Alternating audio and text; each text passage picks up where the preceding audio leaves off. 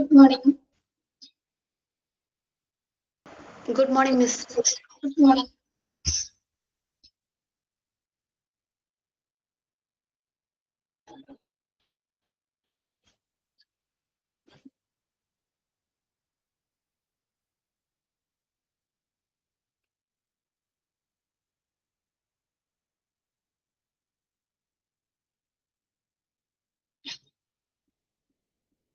Good morning. PDF കാണാമോ? Yes, ma'am.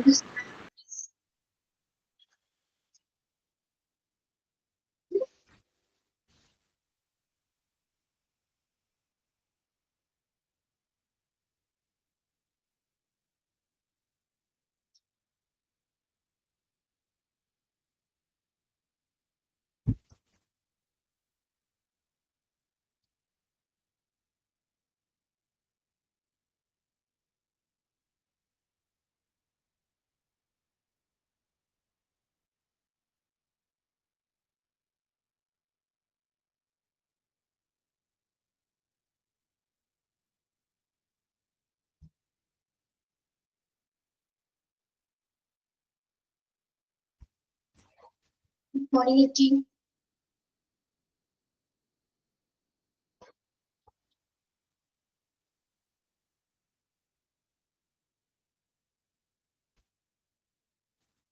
Good morning.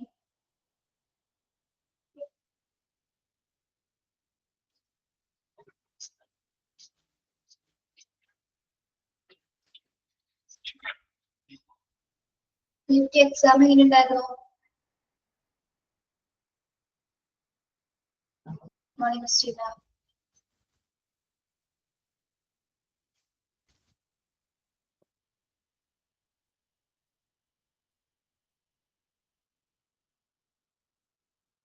Okay.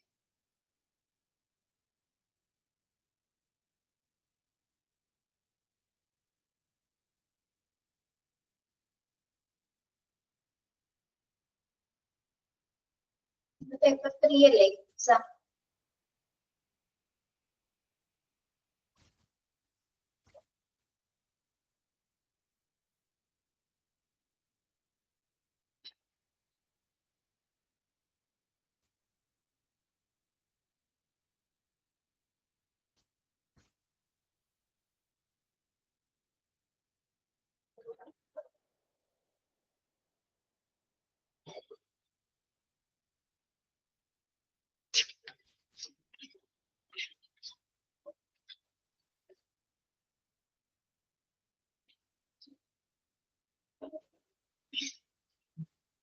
Very good morning to all.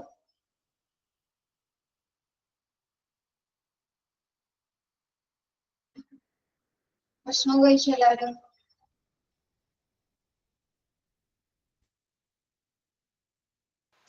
Good morning, ma'am. Good morning.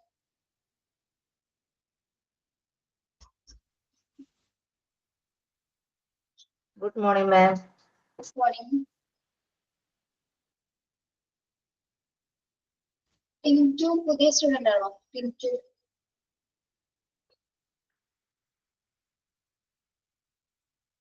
അല്ല. Morning.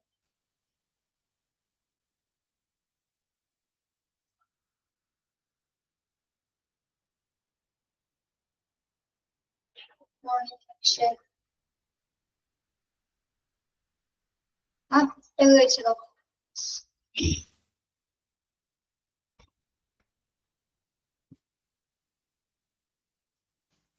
നമ്മള് കഴിഞ്ഞ ക്ലാസ്സില് examples of job hazards ആണ് പറഞ്ഞു നിർത്തിയത് അല്ലേ? കെമിക്കൽ ഹസാർഡ്സ് പറഞ്ഞു, ബയോളജിക്കൽ ഹസാർഡ്സ്, അതിന്റെ പ്രിവെൻഷൻ പറഞ്ഞിരുന്നു, ഫിസിക്കൽ ഹസാർഡ്സ് അതിന്റെ പ്രിവെൻഷൻ ജസ്റ്റ് ഒന്ന് പറഞ്ഞു അല്ലേ? നമ്മൾ ഫിസിക്കൽ ഹസാർഡ്സുമായി പ്രധാനമായി വരുന്ന page number 34. Page number 34.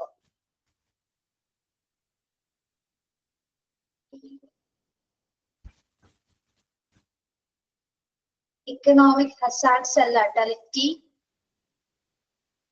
Ergonomic hazards ആണ് കേട്ടോ. Ergonomic, ERGOM. ഞാൻ ഫസ്റ്റ് പെട്ടെന്ന് പറഞ്ഞപ്പോ എക്കണോമിക് എന്നാണ് പറഞ്ഞത്.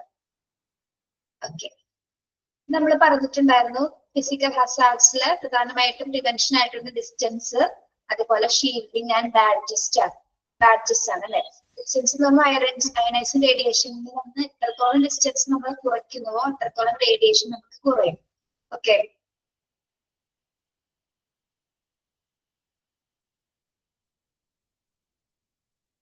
ഷീൽഡിങ് ഉപയോഗിക്കുന്നതിന് വേണ്ടിയിട്ടാണ്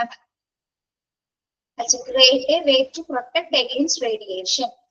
റേഡിയേഷനിൽ പ്രൊട്ടക്ട് ചെയ്യുന്നതിന് വേണ്ടിയാണ് ഷീൽഡിങ് ഉപയോഗിക്കുന്നത്. create a protective mask between radioactive sources and worker.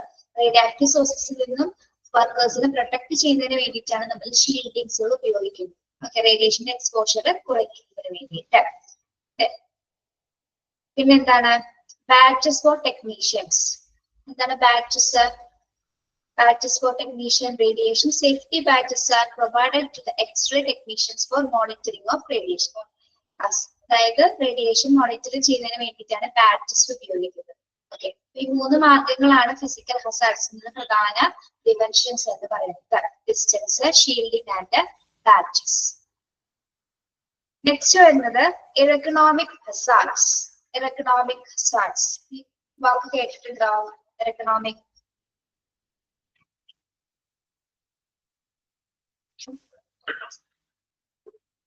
ഇല്ല.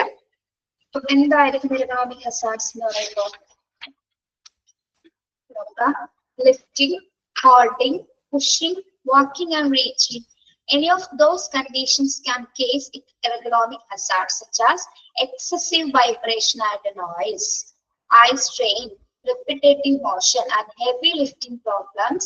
Improperly designed tools or work areas also can be ergonomic hazards.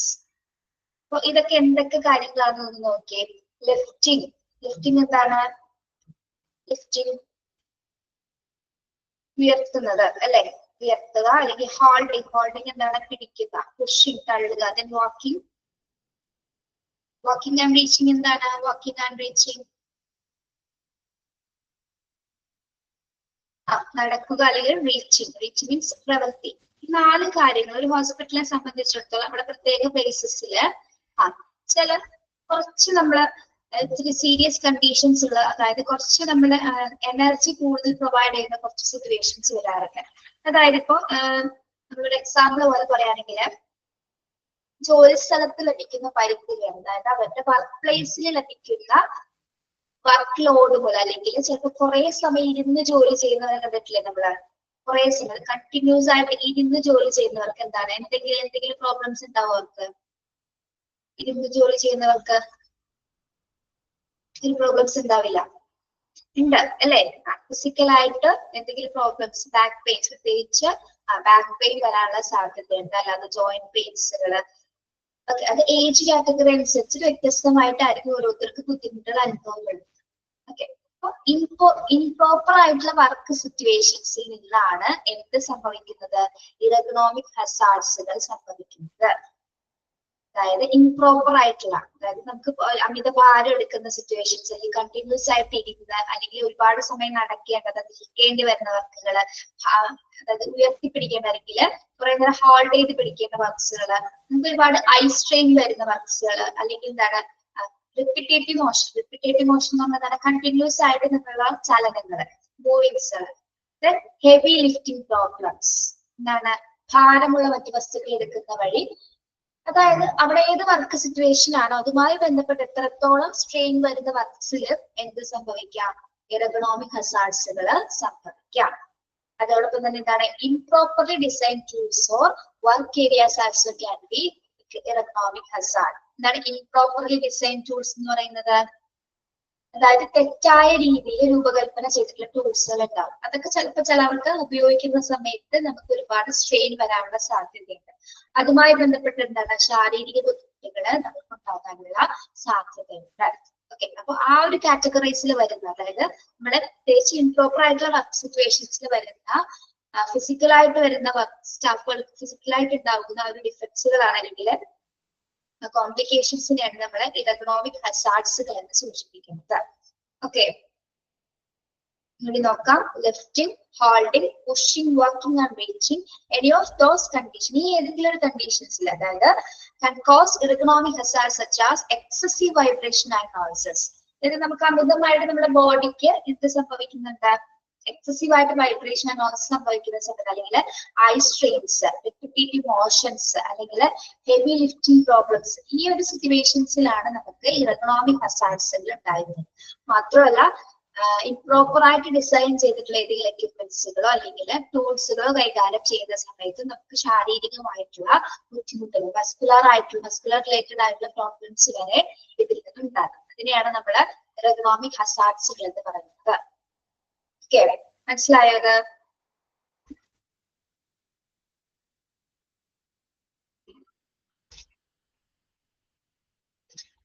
മനസ്സിലായോ എർഗണോമിക് ഹസാർഡ്സ് എന്താണെന്ന്?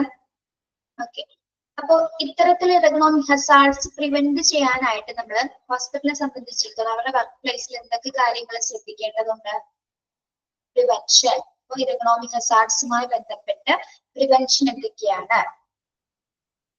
Example, designing or redesigning work stations, lightning tools and equipment, teaching correct work practices. Example, proper lifting methods. Then employer proper administrative controls. Example, shifting workers among several different tasks, reducing production and demand, and increasing rest breaks. And if necessary, providing and mandating person protective equipment. Evaluating working conditions from an ergonomic standpoint involves looking at the total physiological and psychological demands of the on the job on the worker. അപ്പോൾ നമ്മൾ ഇത്തരത്തിലുള്ള hazards, ergonomic ഹസാർഡ്സിന് prevent ചെയ്യാനായിട്ട് പ്രധാനമായിട്ട് എന്തൊക്കെ ചെയ്യണം? Redesigning work stations. ആ work സ്റ്റേഷൻസിൽ എന്തെങ്കിലും problems ഉണ്ടെങ്കിൽ അതിന്റെ ഡിസൈൻസ് മാറ്റാം, അല്ലെ? അതായത് വർക്കേഴ്സിന് ഏറ്റവും സൂട്ടബിൾ ആകുന്ന രീതിയിൽ അത് ഡിസൈൻ ചെയ്യുക, റീഡിസൈൻ ചെയ്യുക. അതുപോലെ തന്നെ ലൈറ്റ് ടൂൾസ് ആൻഡ് എക്യുപ്മെന്റ്സിൽ എന്തെങ്കിലുമൊക്കെ മാറ്റങ്ങൾ വരുത്തണമെങ്കിൽ അത് മാറ്റുക. ആരുടെ സേഫ്റ്റിക്ക് വേണ്ടിയിട്ട്, സ്റ്റാഫിന്റെ സേഫ്റ്റിക്ക് വേണ്ടിയിട്ടുള്ള മാറ്റങ്ങൾ വർക്ക് സ്റ്റേഷൻസിൽ കൊണ്ടുവരിക. പിന്നെ ടീച്ചിങ് കറക്റ്റ് വർക്ക് പ്രാക്ടീസ്. അവർക്ക് കറക്റ്റ് ആയിട്ട് എങ്ങനെയാണ് ജോലി സ്ഥലത്ത് ബിഹേവ് ചെയ്യേണ്ടത്, ജോലി സ്ഥലത്ത് എങ്ങനെയാണ് അവരെ വർക്ക് ചെയ്യേണ്ടതുമായി ബന്ധപ്പെട്ട് കറക്റ്റ് ആയിട്ട് കാര്യങ്ങൾ ഡയറക്ഷൻസ് പറഞ്ഞു കൊടുക്കുക. വ്യക്തമായ രീതിയിൽ അത് പറഞ്ഞു കൊടുത്ത് അവരെ പ്രാക്ടീസ് ചെയ്യിപ്പിക്കുക. അതുവഴി നമുക്ക് എർഗണോമിക് ഹസാർഡ്സുകൾ കുറയ്ക്കാൻ സാധിക്കും. അതായത് അമിതഭാരമുള്ള വസ്തുക്കൾ ഉപയോഗിക്കുമ്പോൾ അല്ലെങ്കിൽ ഉയർത്തുന്ന സമയത്ത് എന്തൊക്കെ കാര്യങ്ങളാണ് ശ്രദ്ധിക്കേണ്ടത്, ബോഡി ഏത് മൂവ്മെന്റ്സിലായിരിക്കണം പിടിക്കേണ്ടത്, കൈകൾ എങ്ങനെയാണ് ഉയർത്തേണ്ടത് എന്നുള്ള കാര്യങ്ങളൊക്കെ കൃത്യമായിട്ട് പറയുന്നത് വഴി നമുക്ക് ഇത്തരത്തിലുള്ള ഹസാർഡ്സുകൾ കുറയ്ക്കാനായിട്ട് സാധിക്കും. ഓക്കെ, പിന്നെ പ്രോപ്പർ ലിഫ്റ്റിംഗ് മെത്തേഡ്സ്. അതാണ് പ്രോപ്പർ ലിഫ്റ്റിംഗ് മെത്തേഡ് എന്ന് വെച്ചാൽ അമിതഭാരമുള്ള വസ്തുക്കൾ ഉയർത്തുന്ന സമയത്ത് എന്തൊക്കെ കാര്യങ്ങൾ ശ്രദ്ധിക്കണം. ഓക്കെ, നമ്മൾക്ക് നേരെ നിന്നുകൊണ്ട് തന്നെ പെട്ടെന്ന് ഭാരമുള്ള വസ്തുക്കളൊന്നും എടുക്കാൻ പറ്റില്ല, അല്ലെ? നമുക്ക് നോർമലി അറിയാം, നേരെ നിന്ന് പെട്ടെന്നൊന്നും കുരുതിക്ക് എടുക്കാൻ പറ്റില്ല നമുക്ക്. അപ്പൊ അതിനൊരു പൊസിഷൻസ് ഉണ്ട്. കാലുകൾ എങ്ങനെയാണ് വെക്കേണ്ടത്, കൈകൾ എവിടെയാണ് പിടിക്കേണ്ടത്, അതിനനുസരിച്ചിട്ടായിരിക്കണം നമ്മൾ ആ ഭാരമുള്ള ഒരു വസ്തു എടുക്കുന്നത്. അതിന് കറക്റ്റ് ആയിട്ടുള്ള മെത്തേഡ് ഉണ്ട്, അതിനനുസരിച്ചിട്ടായിരിക്കണം ലിഫ്റ്റിംഗ് എയ്ഡ്സ് ഉപയോഗിക്കുമ്പോൾ ശ്രദ്ധിക്കേണ്ട കാര്യങ്ങൾ വരുന്നതാണ്. ഓക്കെ, പിന്നെ employee proper administrative controls, shifting works among several different tasks. പിന്നെ എംപ്ലോയീസിന്റെ ആ വർക്ക്സുകളൊന്നും നമ്മൾ എന്താണ് കുറച്ച് ഡിവൈഡ് ചെയ്ത് കൊടുക്കുക. അതായത് അവർ ടാസ്കുകൾ ഷിഫ്റ്റ് ചെയ്ത് കൊടുക്കുക. അപ്പൊ അവർക്ക് അമിത ജോലി ഭാരം വരാനുള്ള സാധ്യത കുറയും, അല്ലെ? അഡ്മിനിസ്ട്രേറ്റീവ് കൺട്രോൾസ് ആണ് ശ്രദ്ധിക്കേണ്ടത്. അപ്പൊ ടാസ്കുകൾ ഡിവൈഡ് ചെയ്തെടുത്ത് ഷിഫ്റ്റ് കൊടുക്കുന്ന സമയത്ത് ഇത്ര മണിക്കൂർ മാത്രം അവർക്ക് അവിടെ വർക്ക് ചെയ്താൽ മതി, അല്ലെ? അപ്പൊ അത്രയ്ക്കും ശാരീരികമായിട്ടുള്ള ബുദ്ധിമുട്ടുകൾക്ക് അവർക്ക് അവിടെ അനുഭവപ്പെടേണ്ടി വരുന്നില്ല. Then reducing production and demand. Administrative കൺട്രോൾസിൽ ഉൾപ്പെടുന്നതാണ് ഇതെല്ലാം. എന്തൊക്കെയാണ്? Shift workers and several and different task, then reducing production demand and increasing rest breaks. അതായത് അവർക്ക് ആവശ്യത്തിനുള്ള ടാസ്കുകൾ ഷിഫ്റ്റ് അനുസരിച്ചിട്ട് അതിനനുസരിച്ച് ഡിവൈഡ് ചെയ്ത് കൊടുക്കുക. അതോടൊപ്പം തന്നെ എന്താണ് റെസ്റ്റ് ബ്രേക്സ് വരുന്നത്. എന്താണ് റെസ്റ്റ് ബ്രേക്സ്?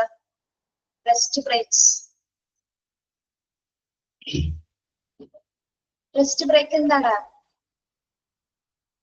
വിശ്രമ ഇടവേളകൾ കൂട്ടുക, അല്ലെ? സ്റ്റാഫേഴ്സിന് കണ്ടിന്യൂസ് ആയിട്ട് വർക്ക് ടൈം കൊടുക്കാതെ ഒരു റിഫ്രഷിംഗ് ടൈം, അല്ലെ? അവരുടെ ബ്രേക്ക് ടൈംസ് കൂട്ടിക്കൊടുക്കുക. അപ്പൊ എന്താണ് ഫിസിക്കൽ ആയിട്ടുള്ള ബുദ്ധിമുട്ടുകൾ ഉണ്ടെങ്കിൽ അതൊക്കെ തരണം ചെയ്യാനായിട്ട് അല്ലെങ്കിൽ അതൊക്കെ കുറയ്ക്കാനായിട്ട് നമുക്ക് സാധിക്കും. ഓക്കെ, അപ്പൊ ആവശ്യത്തിനുള്ള റെസ്റ്റ് ബ്രേക്സ് കൊടുക്കുക. റെഡ്യൂസിങ് പ്രൊഡക്ഷൻ ഡിമാൻഡും കുറയ്ക്കുന്നത് വഴി എന്താണ് അവരുടെ വർക്ക് ലോഡ് കുറയുന്നതായിരിക്കും. ഷിഫ്റ്റ് സംവിധാനം ഏർപ്പെടുത്തുന്നതിലൂടെയും അവർക്ക് വർക്ക് ലോഡുകൾ കുറയുന്നതായിരിക്കും. അതോടൊപ്പം തന്നെ എന്താണ് ഇൻക്രീസിംഗ് റെസ്റ്റ് ബ്രേക്സുകൾ കൊടുക്കുക. And if necessary providing and mandating personal protective equipment. പിന്നെ എന്താണ് നെസസറി ആയിട്ട് പേഴ്സണൽ പ്രൊട്ടക്റ്റീവ് എക്യുപ്മെന്റ്സുകൾ പ്രൊവൈഡ് ചെയ്യുക. അതോടൊപ്പം തന്നെ എന്താണ് evaluating work conditions from an ergonomic standpoint involves looking at the total physiological and psychological demands of the job of the worker. പിന്നെ സ്റ്റാഫുകളുടെ work നമ്മൾ evaluate ചെയ്യും. ഇത്തരം കാര്യങ്ങളൊക്കെ കൊടുത്തതിന് ശേഷം വർക്കുകളൊക്കെ ഡിവൈഡ് ചെയ്ത് ഷിഫ്റ്റ് ഒക്കെ കൊടുത്തതിന് ശേഷം എന്താ ചെയ്യുന്നത്, വർക്ക് ലോഡ് അവരെ എങ്ങനെയാണ് അവിടെ വർക്ക് ചെയ്യുന്നത് ഇതുമായി ബന്ധപ്പെട്ട് ഒരു അനലൈസ് അല്ലെങ്കിൽ ഒരു ഇവാലുവേഷൻ, ഇതുമായി ബന്ധപ്പെട്ട് അവരുടെ ഇറഗണോമിക് സ്റ്റാൻഡേർഡ് പോയി, അതായത് ഇറഗണോമിക് ഹസാർഡ്സുമായി ബന്ധപ്പെട്ട് വരുന്ന രീതിയിൽ എത്രത്തോളം ബുദ്ധിമുട്ടുകൾ അവർക്ക് വരുന്നുണ്ടോ ഇത് കൃത്യമായിട്ട് നമ്മൾ ഇവാലുവേറ്റ് ചെയ്യുക. ഫിസിയോളജിക്കലായിട്ടും സൈക്കോളജിക്കലായിട്ടും വർക്കേഴ്സിന് എന്താണ് അത്തരത്തിൽ ബുദ്ധിമുട്ടുകൾ അനുഭവപ്പെടുന്നുണ്ടോ എന്ന് കൃത്യമായിട്ട് ഇവാലുവേഷൻ നടത്തുക. ഓക്കെ, ഇവാലുവേഷനിൽ എന്തെങ്കിലും ഈ പറഞ്ഞ കാര്യങ്ങളിൽ എന്തെങ്കിലും കൂടുതലായിട്ട് നിൽക്കുന്നുണ്ട്, വർക്ക് ലോഡ് കൂടുതലാണെന്ന് കണ്ടാൽ അതിനനുസരിച്ച് നമ്മൾ അതിന്റെ സേഫ്റ്റി മെഷേഴ്സുകൾ അവർക്ക് കൃത്യമായ രീതിയിൽ പറഞ്ഞു കൊടുക്കുക. ഓക്കെ, അപ്പോ നമ്മളിപ്പോ പറഞ്ഞ എന്താണ് എക്കണോമിക് ഹസാർഡ്സുമായി ബന്ധപ്പെട്ട പ്രിവെൻഷൻ ആണ്. ഓക്കെ, എന്തൊക്കെ പ്രിവെൻഷൻ ആണ് വരുന്നത്? റീഡിസൈനിങ് വർക്ക് സ്റ്റേഷൻസ് റീഡിസൈൻ കൊടുക്കുക, എക്യുപ്മെന്റ്സ് ടൂൾസ് ലൈറ്റ്സ് ഒക്കെ എന്താണ് നല്ല രീതിയിൽ റീഡിസൈൻ ചെയ്യുക. അതോടൊപ്പം കറക്റ്റ് വർക്ക് പ്രാക്ടീസ് അവർക്ക് ടീച്ച് ചെയ്ത് കൊടുക്കുക. പിന്നെ എന്താണ് അഡ്മിനിസ്ട്രേറ്റീവ് കൺട്രോൾസിൽ വരുന്ന കുറച്ച് കാര്യങ്ങൾ, എംപ്ലോയിങ് പ്രോപ്പർ അഡ്മിനിസ്ട്രേറ്റീവ് കൺട്രോൾസിൽ വരുന്ന എന്തൊക്കെയാണ്, അവർക്ക് ഡിഫറെന്റ് ആയിട്ട് ടാസ്ക് കൊടുക്കുക. അതുപോലെ reducing protection demand and increasing rest breaks. അതോടൊപ്പം തന്നെ എന്താണ് പേഴ്സണൽ പ്രൊട്ടക്റ്റീവ് എക്യുപ്മെന്റ്സ് നെസസറി ആയിട്ട് അവരെ ഉപയോഗിച്ചിരിക്കണം. പിന്നെ വർക്ക്സിന്റെ സ്റ്റാഫുകളുടെ വർക്കുകൾ ഫിസിയോളജിക്കൽ ആയിട്ടും സൈക്കോളജിക്കൽ ആയിട്ടുള്ള ഒരു വർക്ക്സ് എങ്ങനെയാണെന്നുള്ളത് ഇവാലുവേറ്റ് ചെയ്യുക. എക്കണോമിക് സ്റ്റാൻഡ് പോയിന്റ്സിൽ എത്രത്തോളം ഉണ്ടെന്ന്, എക്കണോമിക് സ്റ്റാൻഡ് പോയിന്റ്സ് ഉപയോഗിച്ചുകൊണ്ട് എത്രത്തോളം വർക്ക്സിൽ എന്തെങ്കിലും തരത്തിൽ ഹസാർഡ്സുകൾ ഉണ്ടെന്നുള്ളത് ഇവാലുവേറ്റ് ചെയ്യുക. അതാണ് ഇതിന്റെ മെയിൻ പ്രിവെൻഷൻ എന്ന് പറയുന്നത്. ഓക്കെ, ഇത് വായിച്ചു നോക്കിയേ, എക്കണോമിക് ഹസാർഡ്സും പ്രിവെൻഷനും ഒന്ന് വായിച്ചു നോക്കിയേ, എന്നൊക്കെ സംശയം ഒരു ചോദിക്കട്ടോ.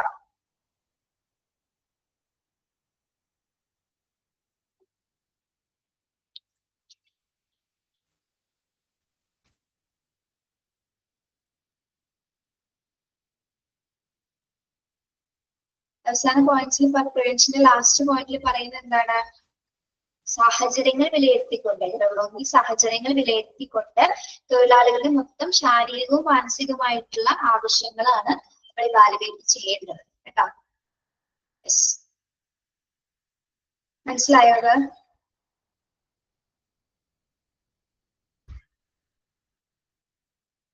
ക്ലിയർ ആണോ? അടുത്ത പോയിന്റ് പറയട്ടെ.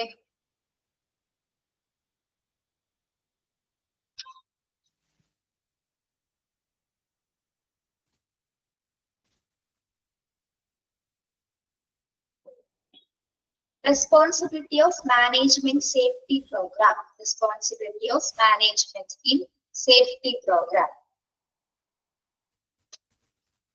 സേഫ്റ്റി പ്രോഗ്രാമുമായി ബന്ധപ്പെട്ട് മാനേജ്മെന്റ് റെസ്പോൺസിബിലിറ്റീസ് എന്തൊക്കെയാണ്? അതായത് സുരക്ഷാ പ്രക്രിയയുമായി ബന്ധപ്പെട്ട് മാനേജ്മെന്റിന്റെ റെസ്പോൺസിബിലിറ്റി ഉത്തരവാദിത്തങ്ങൾ എന്തൊക്കെയാണ്? Management commitment and employee involvement, work site analysis, hazard prevention and control, safety and health training. വരുന്നത് management commitment and employee involvement. ഇപ്പൊ മാനേജ്മെന്റിന്റെ സേഫ്റ്റി ഉറപ്പുവരുത്തുന്നതിനായിട്ടുള്ള ഫസ്റ്റ് റെസ്പോൺസിബിലിറ്റി എന്ന് പറയുന്നത് എന്താണ്? Management commitment and employee involvement. എന്താണ് പറയുന്നത്? മാനേജ്മെന്റിനൊരു കമ്മിറ്റ്മെന്റ് ഉണ്ടായിരിക്കണം ആരോട്? എംപ്ലോയീസിനോട്. അതുപോലെ തന്നെ എന്താണ് എംപ്ലോയീസിന് എന്തുണ്ടായിരിക്കണം? ഒരു ഇൻവോൾവ്മെന്റും ഉണ്ടായിരിക്കണം. അത് പ്രധാനമായിട്ട് നമ്മൾ ഉറപ്പുവരുത്തേണ്ടത് തന്നെയാണ്. അതായത് മാനേജ്മെന്റിന് പ്രതിബദ്ധത ഉണ്ടായിരിക്കണം. അതോടൊപ്പം തന്നെ ജീവനക്കാരുടെ പങ്കാളിത്തം അല്ലെ, ഒരു അവിടെ വർക്ക് ചെയ്യുന്ന എംപ്ലോയീസിനോട് മാനേജ്മെന്റിന് ഒരു കമ്മിറ്റ്മെന്റ് ഉണ്ടായിരിക്കണം. അവരുടെ സുരക്ഷിതത്വം ഉറപ്പുവരുത്തുക എന്നുള്ളൊരു കമ്മിറ്റ്മെന്റ് ആർക്കുണ്ടായിരിക്കണം? മാനേജ്മെന്റിന്റെ ഉത്തരവാദിത്തമാണ് അല്ലെ, അവർ വർക്ക് ചെയ്യുന്നവരുടെ സേഫ്റ്റി ഉറപ്പുവരുത്തുക എന്ന് പറയുന്നത്. Okay. Then work site analysis. എന്താണ് work site analysis? നമ്മൾ പഠിച്ചപ്പോ കെമിക്കൽ ഹസാർഡ്സ് പറഞ്ഞു, ബയോളജിക്കൽ പറഞ്ഞു, ഫിസിക്കൽ, ഇക്കണോമിക് ആയിട്ടുള്ള ഹസാർഡ്സ് ഇതൊക്കെ നമ്മൾ പറഞ്ഞു. അപ്പൊ വർക്ക് സൈറ്റ് അനാലിസിസ് ഇതെങ്ങനെ നമുക്ക് ബന്ധപ്പെടുത്തി പറയാൻ പറ്റും? വർക്ക് സൈറ്റിൽ എന്തൊക്കെ രാസവസ്തുക്കൾ ഉണ്ട്, എന്തൊക്കെ ഹസാർഡ്സുകൾ ഉണ്ട് എന്നതുമായി ബന്ധപ്പെട്ട് നമ്മൾ അപകട സാധ്യത വിലയിരുത്തുക. വർക്ക് സൈറ്റില് എന്തെങ്കിലും തരത്തിലുള്ള അപകടങ്ങളോ അല്ലെങ്കിൽ മറ്റെന്തെങ്കിലും കാരണങ്ങൾ കൊണ്ടുള്ള സാധ്യതയുണ്ടെങ്കിൽ അത് വിലയിരുത്തുക എന്നുള്ളത് ആരുടെ റെസ്പോൺസിബിലിറ്റിയാണ്? മാനേജ്മെന്റിന്റെ സേഫ്റ്റി പ്രോഗ്രാം റെസ്പോൺസിബിലിറ്റിയിൽ ഉൾപ്പെടുന്നതാണ് കേട്ടോ.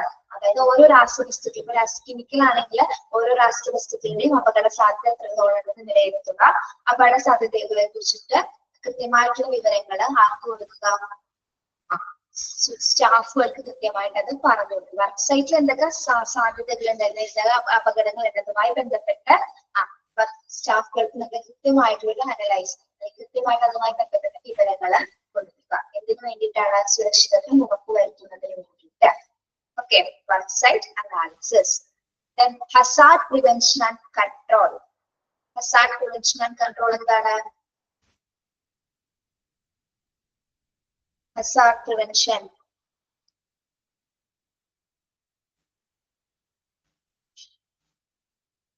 ഏതെങ്കിലും തരത്തിലുള്ള അപകട സാധ്യതകൾ ഉണ്ടെങ്കിൽ അല്ലെ, ഹസാർഡസ് ആയിട്ടുള്ള സിറ്റുവേഷൻസ് ഉണ്ടെങ്കിൽ അത് നിയന്ത്രിക്കുന്നതിനും പ്രിവെന്റ് ചെയ്യുന്നതിനുള്ള മാർഗങ്ങൾ ആരാണ് കൊടുക്കുന്നത്? മാനേജ്മെന്റിന്റെ റെസ്പോൺസിബിലിറ്റിയാണ് അല്ലെ. ഏതെങ്കിലും ഡിപ്പാർട്ട്മെന്റുമായി ബന്ധപ്പെട്ട ഏതെങ്കിലും മേഖലകളുമായി ബന്ധപ്പെട്ട ഏതെങ്കിലും തരത്തിലുള്ള അപകട സാധ്യതകൾ ഉണ്ടെങ്കിൽ അവയെ നിയന്ത്രിക്കുന്നതിനും അതിനെ പ്രിവെൻഷൻ മെത്തേഡ്സുകൾ കൊടുക്കുന്നതും ആരാണ്? മാനേജ്മെന്റിന്റെ സേഫ്റ്റി റെസ്പോൺസിബിലിറ്റിയിൽ ഉൾപ്പെടുന്നതാണ്. Okay. Then safety and health training. Safety and health training ആർക്കാണ് സേഫ്റ്റി ആൻഡ് ഹെൽത്ത് ട്രെയിനിങ് കൊടുക്കുന്നത്? എംപ്ലോയീസിന് അല്ലെ. അവരെ സുരക്ഷിതത്വം അതുപോലെ തന്നെ അവരുടെ ആരോഗ്യം മെച്ചപ്പെടുത്തുന്നതിന് വേണ്ടിയിട്ടുള്ള പരിശീലനങ്ങൾ കൊടുക്കുന്നതോ മാനേജ്മെന്റ് റെസ്പോൺസിബിലിറ്റിയിൽ ഉൾപ്പെടുന്നതാണ്. ഓക്കെ. എന്തൊക്കെയാണ് responsibility of management in safety പ്രോഗ്രാംസിൽ വരുന്നത്? ഇതൊക്കെയാണ് management commitment and employee involvement, then work site analysis, work site analysis and hazard prevention and control, hazard prevention and control and safety and health training. മനസ്സിലായോ? 4 പോയിന്റ്സും.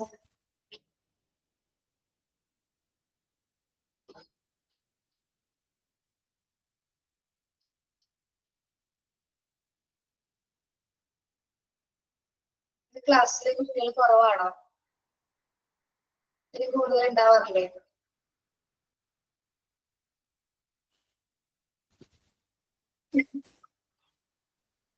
Yes.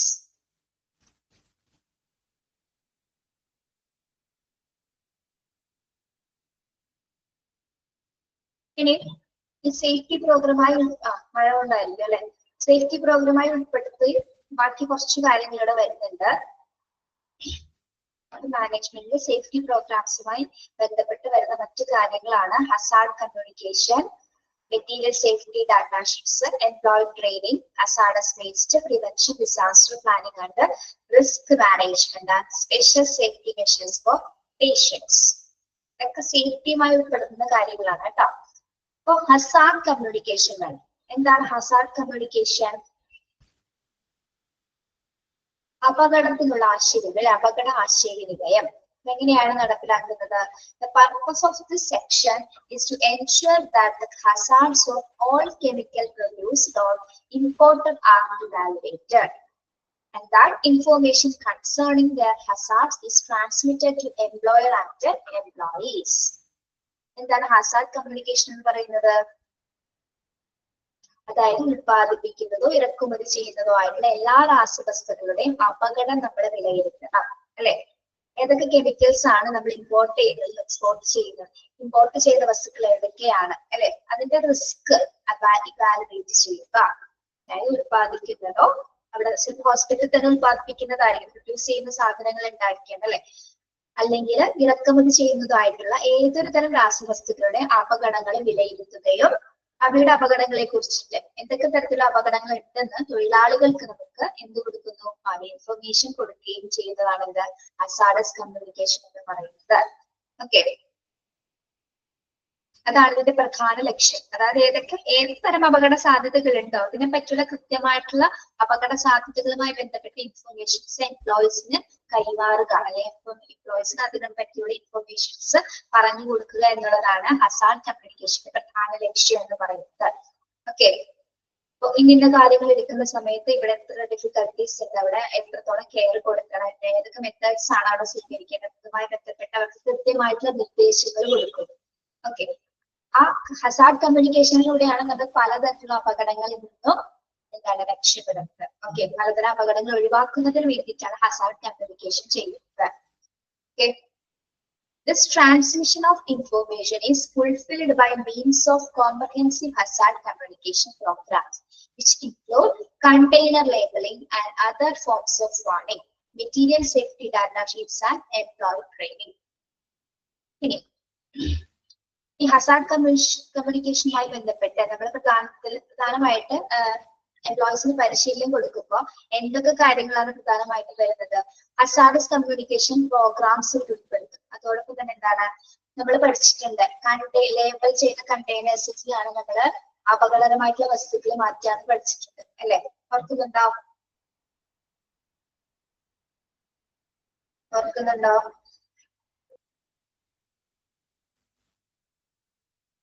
അതായത് അപകട സാധ്യത വരുന്ന സംഭവങ്ങൾ അല്ലെങ്കിൽ ആശയവിനിമയത്തിലൂടെയാണ് നമ്മൾ പല കാര്യങ്ങൾ ഐഡന്റിഫൈ ചെയ്യുന്നത്. അപ്പൊ ലേബലിന്റെ ബാഗിൽ കാണുമ്പോൾ കളർ കോഡുള്ള ബാഗ് ആണെങ്കിൽ നമുക്ക് മനസ്സിലാകും എന്താണ് ഈ ഒരു മെറ്റീരിയൽ അതിലാണ് ഉള്ളത്, അല്ലെങ്കിൽ ഈ ഒരു മെറ്റീരിയൽ അതിലേക്കാണ്, വേസ്റ്റ് ഡിസ്പോസ് ചെയ്യുന്നത് അതിലേക്കാണ് വ്യക്തമായി മനസ്സിലാകും.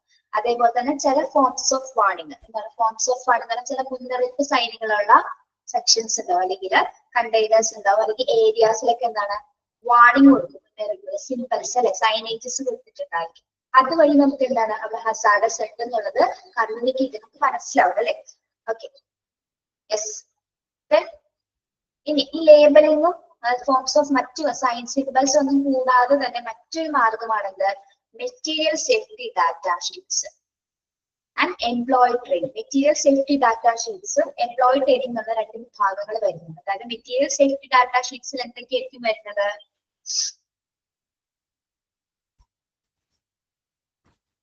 പ്രധാനമായും ലിസ്റ്റ് ഓഫ് ഹസാർഡ് മെറ്റീരിയൽസിനെ കുറിച്ചിട്ടുള്ള ഡീറ്റെയിൽസ് ആയിരിക്കും അല്ലെ. മെറ്റീരിയൽ സേഫ്റ്റി ഡാറ്റയിൽ വരുന്നത് എന്തൊക്കെ കാര്യങ്ങളാണെന്ന് നമുക്ക് നോക്കാം. നോക്കൂ, അതിന് മുമ്പായിട്ട് ഹസാർഡസ് കമ്മ്യൂണിക്കേഷൻ എന്താണെന്ന് മനസ്സിലായോ? ഹസാർഡസ് കമ്മ്യൂണിക്കേഷൻ എന്താണെന്ന് മനസ്സിലായോ? The purpose of the section is to ensure that hazards of all chemical produced or imported are evaluated. അതായത് ഹോസ്പിറ്റൽ ഉത്പാദിപ്പിക്കുന്നതോ ഇറക്കുമതി ചെയ്യുന്നതോ ആയിട്ടുള്ള എല്ലാ രാസവസ്തുക്കളുടെ അപകടങ്ങൾ നമ്മൾ വിലയിരുത്തുകയോ അവരുടെ അപകടങ്ങളെ കുറിച്ച് വിവരങ്ങൾ ആർക്ക് കൈമാറുന്നു, എംപ്ലോയീസിന് കൈമാറുകയും ചെയ്യുകയാണ് ഹസാർഡ് കമ്മ്യൂണിക്കേഷന്റെ പ്രധാന ലക്ഷ്യം എന്ന് പറയുന്നത്. ഓക്കെ,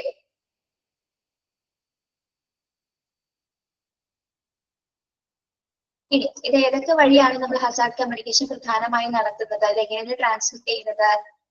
ഒന്നില്ലെങ്കിൽ fulfilled by means of comprehensive hazard communication programs, communication പ്രോഗ്രാംസിലൂടെ, അല്ലെങ്കിൽ ഇൻക്ലൂഡ്സ് കണ്ടെയ്നർ ലേബലിംഗ് അല്ലെങ്കിൽ കണ്ടെയ്നർ ലേബലിംഗ്, അല്ലെങ്കിൽ അതർ ഫോംസ് ഓഫ് വാർണിംഗ്, മറ്റു മുന്നറിയിപ്പുകളിലൂടെയും നമ്മൾ ഹസാർഡ് കമ്മ്യൂണിക്കേഷൻ കൈമാറും.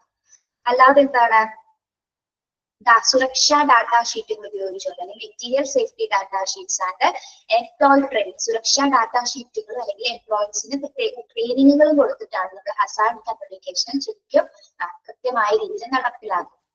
ഇനി ഇതിൽ എന്തൊക്കെ കാര്യങ്ങളാണ് വരുന്നതെന്ന് നമുക്ക് നോക്കാം. ലിസ്റ്റ് ഓഫ് ഹസാർഡസ് മെറ്റീരിയൽസ്, ഏതൊക്കെയൊക്കെ അപകടകരമായിട്ടുള്ള മെറ്റീരിയൽസ്? Alcohol, acid. ആൽക്കഹോൾ എന്തൊക്കെ വരുന്നുണ്ട്? Spirit, ether, spirit and ether. Ether എന്തിനൊക്കെയാണ് ഉപയോഗിക്കുന്നതെന്ന് അറിയാമോ?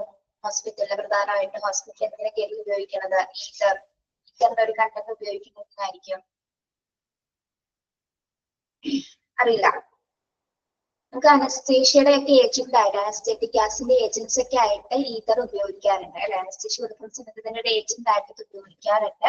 അതുപോലെ സ്പിരിറ്റ്സ് ഉപയോഗിക്കാറുണ്ട്. ഇത് സോൾവെന്റുകളായിട്ടും ഇത് ഉപയോഗിക്കാറുണ്ട്. ഇനി acid hypochloride solution. Acid hypochloride solution hazardous മെറ്റീരിയൽസിൽ ഉൾപ്പെടുന്നതാണ് ആസിഡ് ഹൈപ്പോക്ലോറൈഡ് സൊല്യൂഷൻ. ഇതിന് പ്രത്യേകത എന്ന് പറഞ്ഞാൽ എന്താണ്? പെട്ടെന്ന് തീ പിടിക്കും അല്ലെ. ഇത് എവിടെയെങ്കിലും ഉണ്ടെങ്കിൽ അത് വളരെ സുരക്ഷിതമായിട്ട് വെച്ചിട്ടുണ്ടെങ്കിൽ അതാണ് പെട്ടെന്ന് തീ പിടിക്കാനുള്ള സാധ്യതയുള്ള ഒരു അപകടകരമായിട്ടുള്ള ഒരു വസ്തുവാണ്. ഓക്കെ, ക്ലീനിങ്ങിന് വേണ്ടി നമ്മൾ ഉപയോഗിക്കുന്നത് അല്ലെ ഹൈപ്പോക്ലോറൈഡ് സൊല്യൂഷൻസ്. പിന്നെ ഡിസിൻഫിക്കൻസ്. ഡിസിൻഫിക്കൻസിൽ എന്തൊക്കെയാണ്? എന്തൊക്കെ വരും ഡിസിൻഫിക്കൻസ്?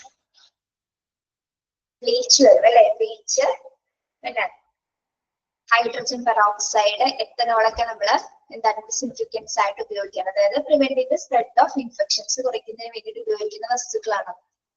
ഓക്കെ, ഡിസിൻഫിക്കൻസിൽ അപ്പൊ ബ്ലീച്ച് വരുന്നത്, ഹൈഡ്രോപെറോക്സൈഡ്, എത്തനോൾ. ക്ലീനിങ് ഏജൻസ് ആയിട്ട് എന്തൊക്കെ ഉപയോഗിക്കുന്നത്? എന്തൊക്കെ മെറ്റീരിയൽസ് ആണ് ക്ലീനിങ് ഏജൻസ് ആയിട്ട്? ഡിറ്റർജൻസ്, ക്ലീനർ, സോൾവെന്റ്സ് ഒക്കെയാണ് നമ്മൾ എന്തായിട്ട് ഉപയോഗിക്കുന്നത്? ക്ലീനിങ് ഏജൻസ് ആയിട്ട് ഉപയോഗിക്കുന്നത് അല്ലെ. ഡിറ്റർജൻസ്, ക്ലീനർ ആയിട്ട്, സോൾവെന്റ്സ്. അപ്പൊ ഇതൊക്കെയാണ് ഹസാർഡസ് മെറ്റീരിയൽസിൽ വരുന്ന പ്രധാന വസ്തുക്കൾ എന്ന് പറയുന്നത്. Alcohol, acid hypochloric solution, disinfectants and cleaning agents. Hazardous മെറ്റീരിയൽസിൽ ഏതൊക്കെ വരുന്നു എന്നുള്ളതൊന്ന് ടിക്ക് ചെയ്തിട്ടുണ്ട് കേട്ടോ, ഇമ്പോർട്ടന്റ് ആണ്.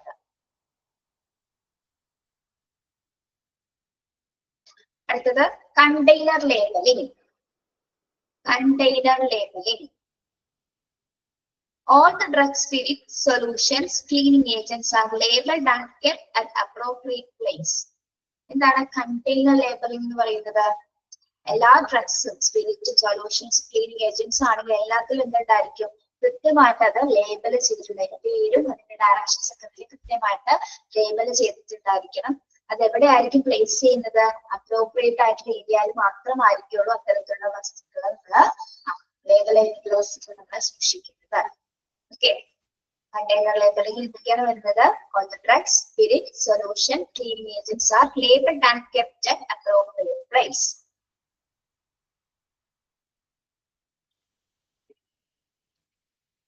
അടുത്തത് warning. Warning labels or symbols are put to warn about hazardous material. These are given below. Okay. ഇനി വാണിംഗുമായി ബന്ധപ്പെട്ട്, അതായത് പ്രധാനമായിട്ടും നമ്മൾ വാണിംഗ് കൊടുക്കുന്നത് എന്ത് ഉപയോഗിച്ചിട്ടായിരിക്കും? സിംബൽസ് ഉപയോഗിച്ചിട്ടായിരിക്കും. നമ്മളൊരു മുന്നറിയിപ്പ് സൈനുകളായിരിക്കും, മുന്നറിയിപ്പ് നിർദ്ദേശങ്ങൾ കൊടുക്കുന്നത് അല്ലെ. ഏത് ഹസാർഡ്സ് ആണോ അതുമായി ബന്ധപ്പെട്ട മുന്നറിയിപ്പ് സൈനുകൾ നമ്മൾ സൈൻ ആയിരിക്കും, അല്ലെങ്കിൽ ചിലപ്പോൾ ഡയറക്ഷൻസ് ആയിരിക്കും, ചിലപ്പോൾ കളർ കോഡ് ആയിരിക്കും അല്ലെ. ഏത് രീതിയിലും നമ്മൾക്ക് എന്ത് കൊടുക്കാം? വാണിംഗ്സ് കൊടുക്കാവുന്നതാണ്. ഓക്കെ, അപ്പൊ വാണിംഗുമായി ബന്ധപ്പെട്ട് വരുന്ന ഒന്നാണിത് മെറ്റീരിയൽ സേഫ്റ്റി ഡാറ്റ ഷീറ്റ്സ്. ഈ പറഞ്ഞ മൂന്ന് കാര്യങ്ങളും മനസ്സിലായോ? ലിസ്റ്റ് ഓഫ് ഹസാർഡസ് മെറ്റീരിയൽസ് ഏതൊക്കെയാണ്, കണ്ടെയ്നർ ലേബലിംഗ് ചെയ്തത് ഏതൊക്കെ വസ്തുക്കളാണ്, വാർണിംഗ് എന്താണെന്ന്, മൂന്ന് കാര്യങ്ങളും ക്ലിയർ ആണോ?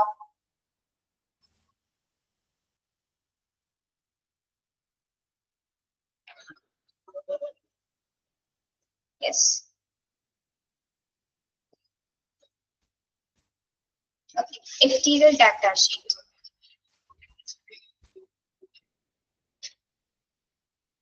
It is intended to provide workers and emergency personnel with procedures for handling or working with the substance in a safe manner and include information such as physical data storage, disposal protective equipment and spill handling procedure. എന്താണ് material safety data ഷീറ്റ്സിൽ ഉൾപ്പെടുന്നത്?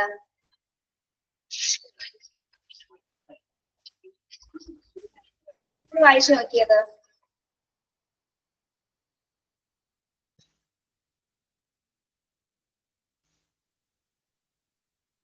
അതായത് സുരക്ഷിതമായ രീതിയിൽ നമ്മളൊരു പദാർത്ഥം അല്ലെങ്കിൽ ഒരു എന്ത് കാര്യം ചെയ്തിട്ടുണ്ടെങ്കിൽ അത് എങ്ങനെ കൈകാര്യം ചെയ്യണം, എങ്ങനെ അതിൽ പ്രവർത്തിക്കണം, ഏതൊക്കെ നടപടികളാണ് സ്വീകരിക്കേണ്ടത് എന്നതുമായി ബന്ധപ്പെട്ടായിരിക്കുന്നത് മെറ്റീരിയൽ സേഫ്റ്റി ഡാറ്റ ഷീറ്റ്സിൽ വരുന്നത്. It is intended to provide workers and emergency personnel with procedures for handling or working with that substance in a safe manner. ഏത് പദാർത്ഥമാണോ നമ്മൾ ഉപയോഗിക്കുന്നത്, എത്രത്തോളം സുരക്ഷിതമായിട്ട് അത് ഉപയോഗിക്കണം, എങ്ങനെയാണ് അത് കൈകാര്യം ചെയ്യേണ്ടത് എന്നതുമായി ബന്ധപ്പെട്ട കാര്യങ്ങളാണ് മെറ്റീരിയൽ സേഫ്റ്റി ഡാറ്റ ഷീറ്റ്സ് എന്ന് പറയുന്നത്. അതിലെന്തൊക്കെ ഇൻക്ലൂഡ് ചെയ്തിട്ട് information such as physical data storage, ഇതൊക്കെയാണ് ഒരു ഡാറ്റ സ്റ്റോറേജ്, ഡിസ്പോസൽ, എങ്ങനെയാണ് ഡിസ്പോസ് ചെയ്യേണ്ടത്, പ്രൊട്ടക്റ്റീവ് എക്യുപ്മെന്റ്സ് ഏതൊക്കെയാണ് ഉപയോഗിക്കേണ്ടത്, and spill handling procedure, spill എങ്ങനെയാണ് ഹാൻഡിൽ ചെയ്യുന്നത്, എവിടെയാണ് ഡിസ്പോസ് ചെയ്യുന്നത്, ഇതൊക്കെ നിർദ്ദേശങ്ങൾ അനുസരിച്ചിട്ടാണ് അത് ഡിസ്പോസ് ചെയ്യുന്നത് എന്നുള്ള കാര്യങ്ങളൊക്കെയാണ് മെറ്റീരിയൽസ് സേഫ്റ്റി ഡാറ്റ ഷീറ്റ്സിൽ ഉൾപ്പെടുത്തുന്നത്. Okay, this is intended to provide workers and emergency personnel with procedure for handling or working. അതായത് എന്താണ്, സുരക്ഷിതമായ രീതിയിൽ നമ്മൾ ഒരു പ്രൊഡക്റ്റ് ഏത് പദാർത്ഥമാണോ ഉപയോഗിക്കുന്നത് അതെങ്ങനെ ഹാൻഡിൽ ചെയ്യണം, എങ്ങനെ അതുമായി പ്രവർത്തിക്കണം, അതെങ്ങനെ ഡിസ്പോസ് ചെയ്യണം, ഓക്കെ, എങ്ങനെ സുരക്ഷിതമായിട്ട് ആ ഒരു പ്ലേസിൽ നിൽക്കണം എന്നതുമായി ബന്ധപ്പെട്ടുള്ള കാര്യങ്ങളാണ് മെറ്റീരിയൽ സേഫ്റ്റി ഡാറ്റ ഷീറ്റ്സിൽ വരുന്നത്. ഓക്കെ, ഏതൊക്കെ ഡിസ്പോസൽ മെത്തേഡാണ് ഉപയോഗിക്കേണ്ടത്, എങ്ങനെ അത് സ്റ്റോർ ചെയ്യണം, പ്രൊട്ടക്റ്റീവ് എക്യുപ്മെന്റ് ആണ് ഉപയോഗിക്കേണ്ടത്, എങ്ങനെയായിരിക്കണം ഡിസ്പോസൽ, സ്കിൽ എങ്ങനെ ഹാൻഡിൽ ചെയ്യണം, അതിന്റെ പ്രൊസീജിയർ എന്തൊക്കെയാണ് എന്നുള്ള കാര്യങ്ങളാണ് ഇതിൽ ഉൾപ്പെടുന്നത്. മനസ്സിലായോ?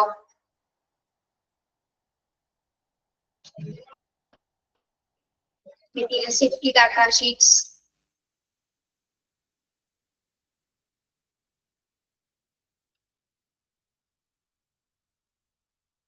okay.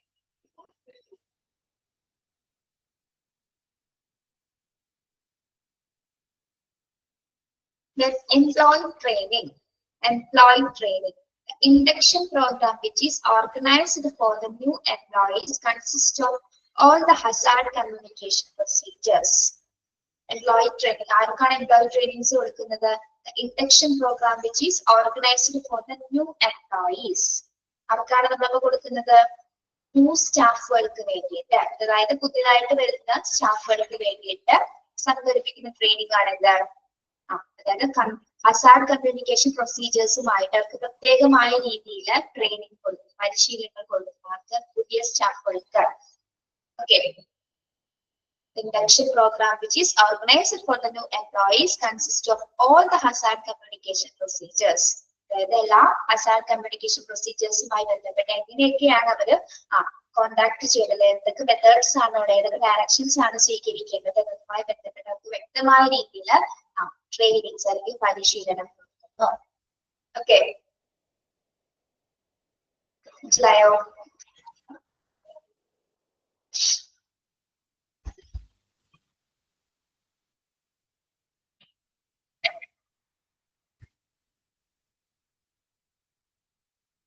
Then അടുത്തത് hazardous waste. Hazardous waste is generated at a hospital by blood spill, human infected parts, infected waste generated from water, OD, etc. പ്രധാനമായിട്ട് hazardous waste ഒക്കെ എവിടെ നിന്നാണ് ജനറേറ്റ് ചെയ്യുന്നത്? Hazardous waste is generated at hospital by blood spill. Blood spill നിന്നുള്ള wastes വരാം, hazardous ആയിട്ടുള്ള waste വരാം, human infected പാർട്സിൽ നിന്നുള്ള പാർട്സിൽ നിന്നുള്ള വേസ്റ്റസ് ഉൾപ്പെടാം. അതേപോലെ തന്നെ എന്താണ്, infected waste generated from wards, OP, etcetera. വാർഡിൽ നിന്നും അതേപോലെ തന്നെ ഓപ്പറേഷൻ തിയേറ്റേഴ്സിൽ നിന്നുള്ള ഹസാർഡസ് ആയിട്ടുള്ള വേസ്റ്റുകൾ നമുക്ക് കാറ്റഗറൈസിൽ ഉൾപ്പെടുത്താവുന്നതാണ്. പ്രധാനമായിട്ട് ബ്ലഡ് സ്പില്ലിൽ നിന്നും അതുപോലെ തന്നെ ഹ്യൂമൻ ഇൻഫെക്റ്റഡ് പാർട്സിൽ നിന്നും ഇൻഫെക്റ്റഡ് വേസ്റ്റ് ജനറേറ്റഡ് ഫ്രം എവിടെ നിന്നൊക്കെയാണ് അതിനെ OP ആൻഡ് വാർഡ്സ്.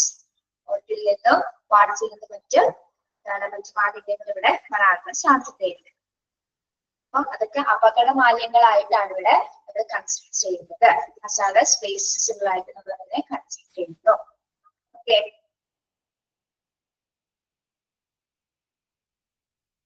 അപ്പൊ അപകട മാലിന്യങ്ങൾ ഏതൊക്കെ വഴിയിൽ നിന്നാണ് ജനറേറ്റ് ചെയ്യുന്നത്? ഹസാർഡസ് വേസ്റ്റുകൾ ജനറേറ്റ് ചെയ്യുന്നത് എവിടെ നിന്നൊക്കെയാണ്?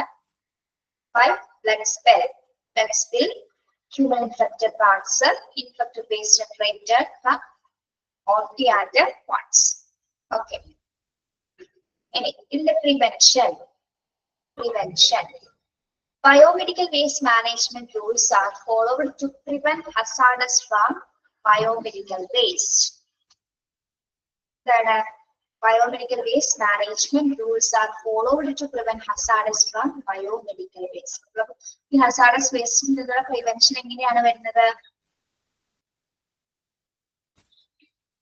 അതായത് ബയോമെഡിക്കൽ മാലിന്യത്തിൽ നിന്നുള്ള അപകടങ്ങൾ തടയുന്നതിന് നമ്മൾ ബയോമെഡിക്കൽ മാലിന്യ സംസ്കരണ നിയമങ്ങൾ അല്ലെങ്കിൽ പ്രൊസീജിയേഴ്സ് പാലിക്കേണ്ടതുണ്ട്.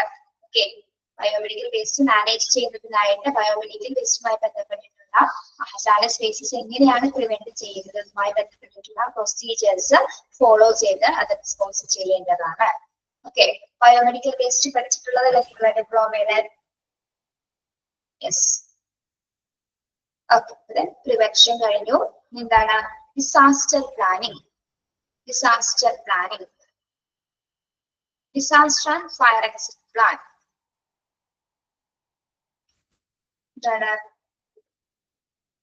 ഡിസാസ്റ്ററും അതുപോലെ തന്നെ അഗ്നിശമനവുമായി ബന്ധപ്പെട്ടിട്ടുള്ള വ്യക്തമായിട്ടൊരു പ്ലാനിങ് ഉണ്ടായിരിക്കും. ഏത് അപകടങ്ങളിലാണ്, ഏതൊക്കെ ഡിപ്പാർട്ട്മെന്റിലാണ്, ഏതൊക്കെ വർക്ക് സൈറ്റിലാണ് ഡിസാസ്റ്റർ വരാനുള്ള സാധ്യതയുള്ളത്, അതുമായി ബന്ധപ്പെട്ട ഡിസാസ്റ്റർ പ്ലാനിങ്ങും അതോടൊപ്പം തന്നെ ഫയർ എക്സിറ്റ് പ്ലാനിങ് അവിടെ തയ്യാറാക്കപ്പെടുന്നു.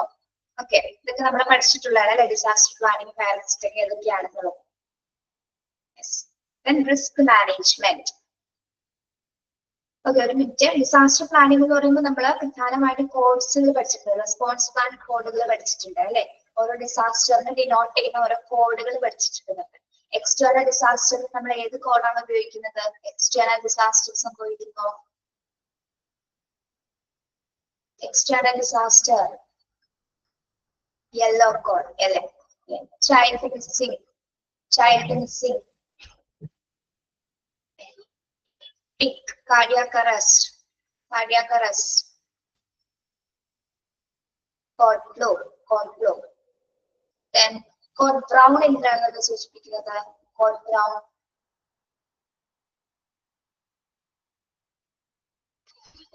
Adult missing അല്ലെ? Adult missing ആണ്. പിന്നെ ഏതൊക്കെ കോഡ് ഇട്ടാണ്? Code red അറിയാലോ? Code red. Code red for fire, fire. Yes. Okay. Next വരുന്നത് risk management. Risk management. Risk management as it applies to medical equipment and its safe use. Risk management committees formed to address the risk in the hospital. The committee analyze the risk incidents in the hospital and implement safe practice. ഇനി risk manage ചെയ്യേണ്ടതുണ്ട് അല്ലെ? Risk manage ചെയ്യുന്നതിന് വേണ്ടിയിട്ട് എന്താണ് management risk management committee ഉണ്ടായിരിക്കും. അതെന്താണ് address ചെയ്യുന്നത്? പ്രധാനമായിട്ട് മെഡിക്കൽ എക്യുപ്മെന്റ്സുകൾ നമ്മൾ വളരെ സേഫ് ആയിട്ട് യൂസ് ചെയ്യുന്നതിന് വേണ്ടിയിട്ടാണ് നമ്മൾ റിസ്ക് മാനേജ്മെന്റ് കമ്മിറ്റീസ് രൂപീകരിച്ചിരിക്കുന്നത്. അതായത് എന്തൊക്കെ ഹോസ്പിറ്റലുമായി ബന്ധപ്പെട്ട് എന്തൊക്കെ തരത്തിലുള്ള അപകടങ്ങൾ റിസ്കുകൾ ഉണ്ട് അതുമായി മാനേജ് ചെയ്യുന്നതിന് വേണ്ടിയിട്ടാണ് റിസ്ക് കമ്മിറ്റീസ് രൂപീകരിച്ചിരിക്കുന്നത്. എന്തൊക്കെയാണ് അവർ പ്രധാനമായിട്ട് ചെയ്യുന്നത്? എന്തൊക്കെയാണ്? ഹോസ്പിറ്റലിലെ അപകട സാധ്യത പരിഹരിക്കാൻ വേണ്ടിയിട്ടാണ് നമ്മുടെ റിസ്ക് മാനേജ്മെന്റ് കമ്മിറ്റികളെ രൂപീകരിച്ചിരിക്കുന്നത്. അതില് മെഡിക്കൽ എക്യുപ്മെന്റിന്റെ സുരക്ഷകരത്തിൽ ഉറപ്പുവരുത്തുന്നുണ്ട്. റിസ്ക് അനലൈസ് ചെയ്യുന്നതിന് വേണ്ടിയിട്ടാണ് റിസ്ക് മാനേജ്മെന്റ് കമ്മിറ്റി ഹോസ്പിറ്റലിൽ നമ്മൾ രൂപീകരിച്ചിരിക്കുന്നത്. ഓക്കെ, എത്രത്തോളം റിസ്കുകൾ ഉണ്ടെന്ന് അനലൈസ് ചെയ്യുന്നതിനും അതോടൊപ്പം തന്നെ എന്താണ് സേഫ് പ്രാക്ടീസസ് റിസ്ക് ഒഴിവാക്കിക്കൊണ്ട് എത്രത്തോളം സേഫ് സുരക്ഷ ഉറപ്പുവരുത്തിക്കൊണ്ട് എത്രത്തോളം പരിശീലനം നൽകാം എന്നുള്ളതാണ് ഹോസ്പിറ്റൽ റിസ്ക് മാനേജ്മെന്റ് കൈകാര്യം ചെയ്യുന്നത്. Okay, risk management as it applies to medical equipment and safe use. Risk management committees formed to address the risk in the hospital. Committee analyze the risk incidents in the hospital and implement safe practice. Okay, മനസ്സിലായോ risk management എന്താണെന്ന്?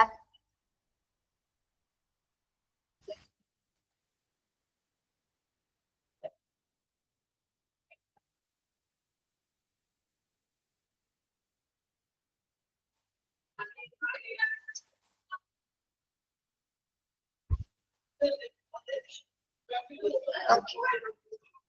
Then last one, special safety measures for patients. Special safety measures for patients. For the safety of patients and their relatives, hospital follows the following safety measures. അത് പേഷ്യൻസിനും അവരുടെ റിലേറ്റീവ്സിനുമായി ബന്ധപ്പെടുത്തി എന്തൊക്കെ safety measures ആണ്, special ആയിട്ടുള്ള എന്തൊക്കെ safety measures ആണ് നമ്മൾ ഹോസ്പിറ്റലിൽ സ്വീകരിക്കുന്നത്. ഇതൊക്കെയായിരിക്കാം safety belts and railing for trips and wheelchairs.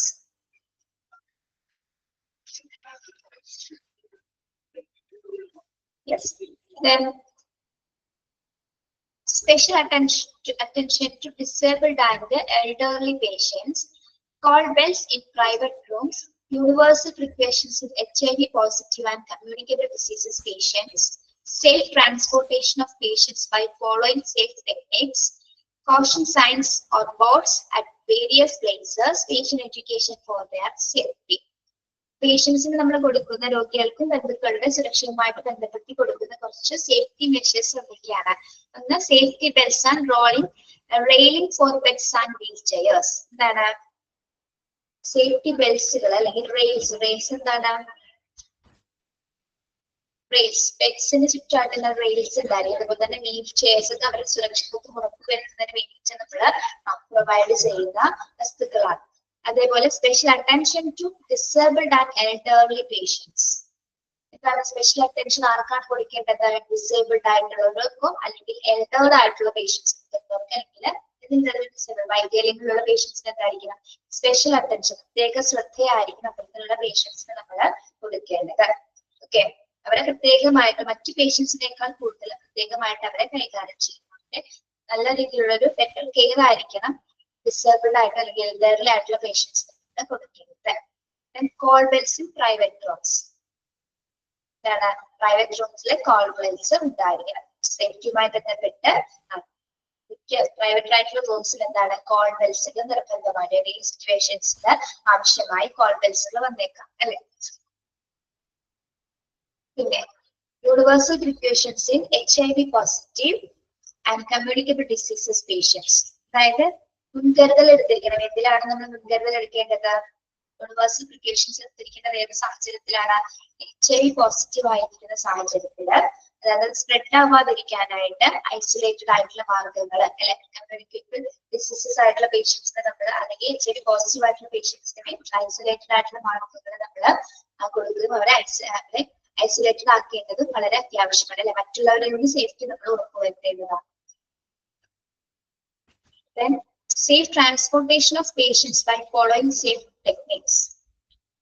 Safe transportation of patients by following safe techniques. പേഷ്യൻസിനെ ട്രാൻസ്ഫർ ചെയ്യുന്ന സമയത്ത് നമ്മുടെ സേഫ് ആയിട്ടുള്ള ടെക്നിക്സ് ഉപയോഗിച്ചുകൊണ്ട് മാത്രമായിരിക്കും പേഷ്യൻസിനെ ട്രാൻസ്ഫർ ചെയ്യുന്നത്. പ്രത്യേകിച്ച് വീൽ ചെയേഴ്സ്, സ്ട്രക്ചേഴ്സ് മുതലായവ ഉപയോഗിച്ചിട്ടായിരിക്കണം അവരെ ഒരു പ്ലേസിൽ നിന്ന് ഒരു വാർഡിലേക്കൊക്കെ മാറ്റുന്ന സമയത്ത് നമ്മൾ വീൽ ചെയേഴ്സ്, സ്ട്രക്ചേഴ്സ് ഉപയോഗിച്ചുകൊണ്ട് മാത്രമായിരിക്കും. പ്രത്യേകിച്ച് ഹെവി ആയിട്ടുള്ള പേഷ്യൻസ് അല്ലെ, അമിത ഭാരമുള്ള പേഷ്യൻസിനൊക്കെ കൈകാര്യം ചെയ്യുന്ന സമയത്ത് അല്ലെങ്കിൽ റെസ്റ്റ്ലെസ് ആയിട്ടുള്ള പേഷ്യൻസ് ഉണ്ടായിരിക്കും.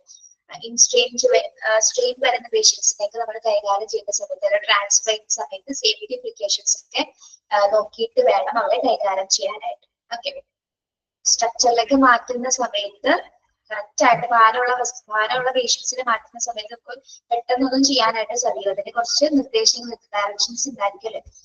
ഓക്യുപേഷൻ സേഫ്റ്റി ഓഫീസറുടെ ഡയറക്ഷൻസ് അനുസരിച്ചിട്ടാണ് നമ്മൾ ശരിക്കും ഹെവി പേഷ്യൻസിനേക്ക് സ്ട്രക്ചറിലൂടെയൊക്കെ മാറ്റുന്നത്. ഓക്കെ, അതിന് കുറച്ച് അവരെ പൊസിഷനിങ് ചെയ്യുന്നതിന് കുറച്ച് മെത്തേഡ്സ് ഉള്ളത്, അതൊക്കെ സ്വീകരിച്ച് മനസ്സിലാക്കിയിട്ട് വേണം അവരെ ഹെവി പേഷ്യൻസിനെ നമ്മൾ ട്രാൻസ്ഫർ ചെയ്യാൻ. അതേപോലെ തന്നെ എന്താണ് caution signs or boards at various places. പേഷ്യൻസിന്റെ സുരക്ഷ ഉറപ്പുവരുത്തുന്നതിനായിട്ട് നമ്മൾ വിവിധ തരത്തിലുള്ള സൈൻ ബോർഡ്സ് അല്ലെങ്കിൽ വിവിധ പ്ലേസസിലായിട്ട് സൈൻ ബോർഡ്സ് നമ്മൾ സ്റ്റാൻഡ് ചെയ്യേണ്ടതുണ്ട്. സൈൻ ബോർഡ്സ് വെക്കുന്ന പ്രധാന ഉദ്ദേശം എന്താണ്? സൈൻ ബോർഡ്സ് വെക്കുന്ന പ്രധാന ഉദ്ദേശം സേഫ്റ്റിക്ക് വേണ്ടിയിട്ടാണ് അല്ലെ. ഏതെങ്കിലും തരത്തിലുള്ള മുന്നറിയിപ്പിന് വേണ്ടിയിട്ടാണ്, അപകട സാധ്യതകളിൽ നിന്നുള്ള മുന്നറിയിപ്പിന് വേണ്ടിയിട്ടാണ് നമ്മുടെ സേഫ്റ്റി സൈൻസുകൾ പല പ്ലേസസിൽ നമ്മൾ സ്റ്റാർട്ട് ചെയ്യുന്നത്. Patient education for their safety. Patient education for their safety എന്താണ്?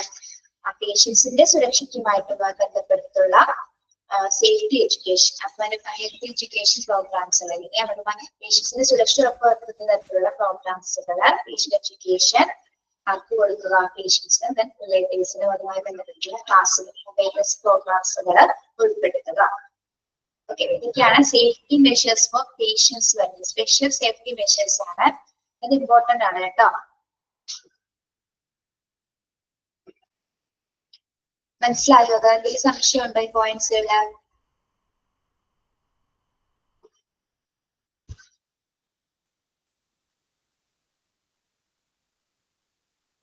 ക്ലിയർ ആണോ?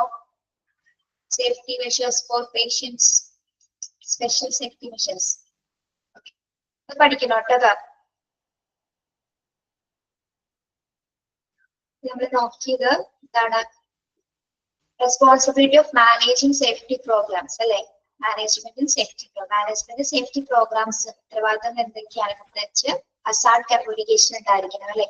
ഹസാർഡ് മെറ്റീരിയൽസ് കൈകാര്യം ചെയ്യുന്നതുമായി ബന്ധപ്പെട്ട് എന്താണ് എംപ്ലോയീസിന് കൃത്യമായ രീതിയിൽ ഒരു ആശയവിനിമയം കൊടുത്തിരിക്കണം. അല്ലാതെ അപകട സാധ്യതകളെ കുറിച്ചിട്ട് കൃത്യമായിട്ട് അവയർനെസ് കൊടുക്കുക. പിന്നെ ലിസ്റ്റ് ഓഫ് ഹസാർഡസ് മെറ്റീരിയൽസ് ഏതൊക്കെയാണ്, ലേബൽ ചെയ്തിരിക്കുന്ന മെറ്റീരിയൽ ഏതൊക്കെയാണ്, വാർണിംഗ് സൈൻസ് എന്തൊക്കെയാണെന്നതുമായി ബന്ധപ്പെട്ട് എംപ്ലോയീസിന് കൃത്യമായിട്ടുള്ള ട്രെയിനിങ്സ് കൊടുക്കുക. Material safety data sheets. എന്തിനാണ് മെറ്റീരിയൽ സേഫ്റ്റി ഡാറ്റ ഷീറ്റ്സ് നമ്മൾ ഉപയോഗിക്കുന്നത്?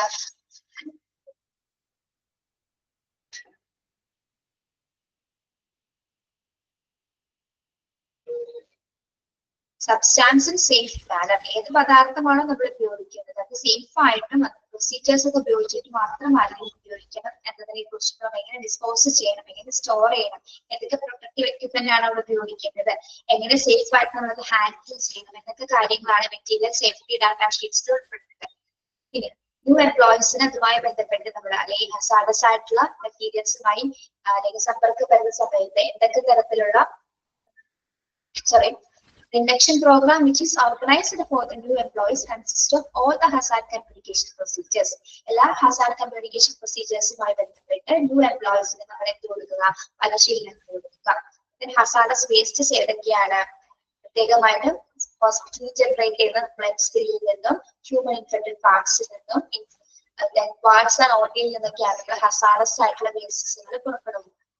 At the prevent biomedical procedures follow the hazardous wastes dispose and disaster planning, disaster and fire exit plans, risk management. Management and that is hospital medical equipments safety hospital risk analyze safety practices risk management, safe use of equipments, and special safety measures for patients. Patients in this measures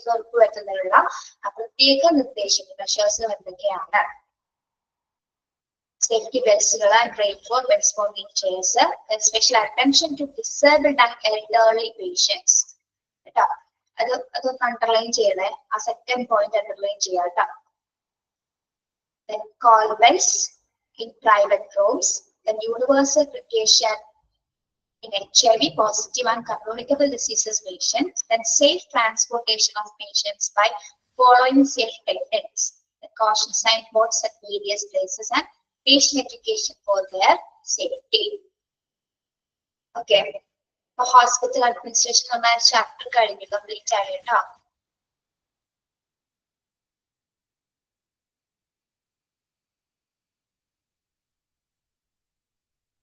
And the chapter teaches about patient rights and responsibility. Repetitive motion continuous movements. Repetitive motion continuous body movements. Okay.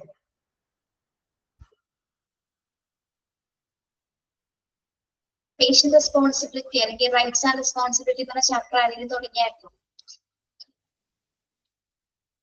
Hello. Okay, let's start this chapter completed.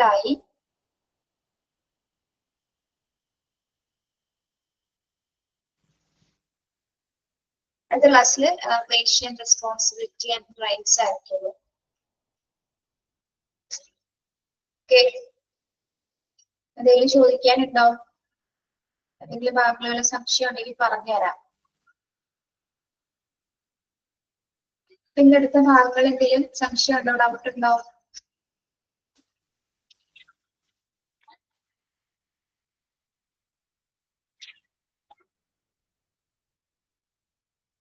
Biological ഹസാർഡ്സിലെ second prevention ഏതാണോ?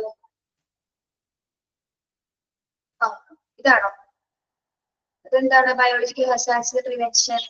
Staff should practice proper personal hygiene. എന്താണ്? സ്റ്റാഫിൽ കൃത്യമായിട്ട് personal hygienes practice ചെയ്യുക. പിന്നെ particular ആയിട്ട് hand wash ചെയ്യുക. പിന്നെ എന്താണ്, അവിടെ ഹോസ്പിറ്റലിൽ മതിയായിട്ടുള്ള വെന്റിലേഷൻ സൗകര്യം ഉണ്ടായിരിക്കണം, ആഡിക്വേറ്റ് ആയിട്ടുള്ള വെന്റിലേഷൻ സൗകര്യം ഉണ്ടായിരിക്കണം. അതുപോലെ തന്നെ പ്രോപ്പർ പേഴ്സണൽ പ്രൊട്ടക്റ്റീവ് എക്യുപ്മെന്റ്സുകൾ ധരിക്കുക, gloves, respirators and adequate infection waste disposal system. Waste dispose ചെയ്യുന്നതിനായിട്ടുള്ള ആഡിക്വേറ്റ് ആയിട്ടുള്ള സംവിധാനങ്ങൾ ഉണ്ടായിരിക്കണം. പിന്നെ എന്താണ്, appropriate control including isolation instance of particularly contagious diseases such as tuberculosis. അതായത് TB ഉണ്ടാകുന്ന സാഹചര്യങ്ങൾ, TB എന്താണ്, ട്യൂബർകുലോസിസ്, പ്രത്യേകിച്ച് TB ഉണ്ടാകുന്ന സന്ദർഭങ്ങളിലൊക്കെ എന്താണ്, പ്രത്യേക നിയന്ത്രണങ്ങൾ സ്ഥാപിക്കുക. അതാണ് എന്തിൽ വരുന്നത്, ബയോളജിക്കൽ ഹസാർഡ്സിലെ രണ്ടാമത്തെ പോയിന്റിൽ ഉൾപ്പെടുന്നത്. കേട്ടോ, ഇത്രേ ഉള്ളൂ. സിമ്പിൾ ആണത്.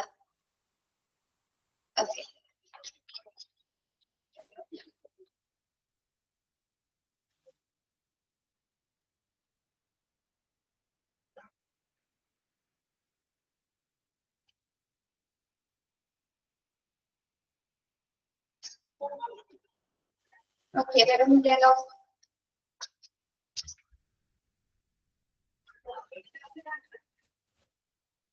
നോട്ടെ, ഫിസിക്കലോ?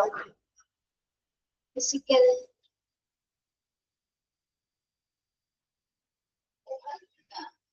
ഹസാർഡ്സ് എന്താണെന്നാണോ ചോദിച്ചത്? ഫിസിക്കൽ ഡിസ്റ്റൻസ് എന്താണെന്നോ? ഫിസിക്കൽ ഹസാർഡ്സ് നമ്മൾ എന്തുമായിട്ട് ബന്ധപ്പെട്ടാണെന്നാണ് പറഞ്ഞത്?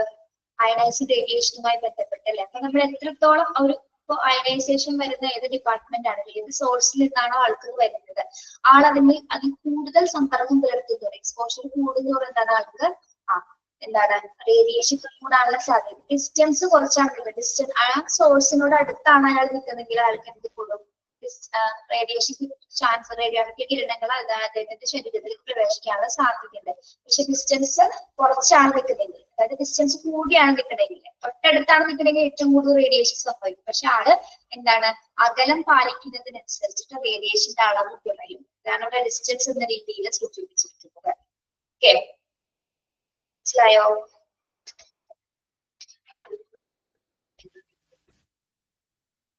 Okay,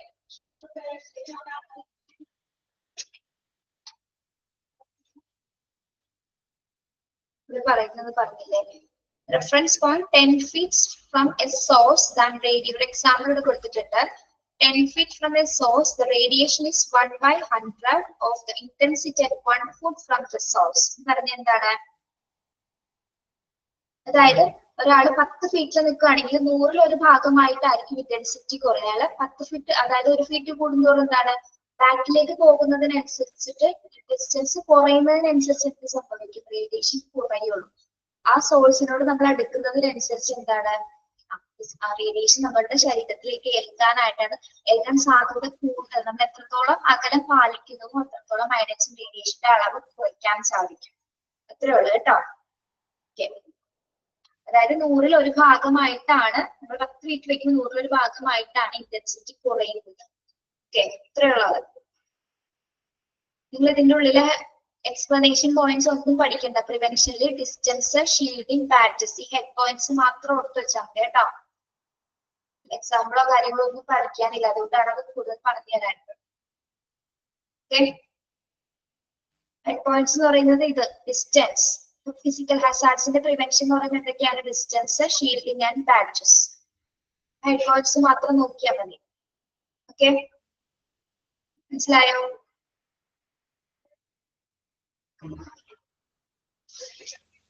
okay, thank you.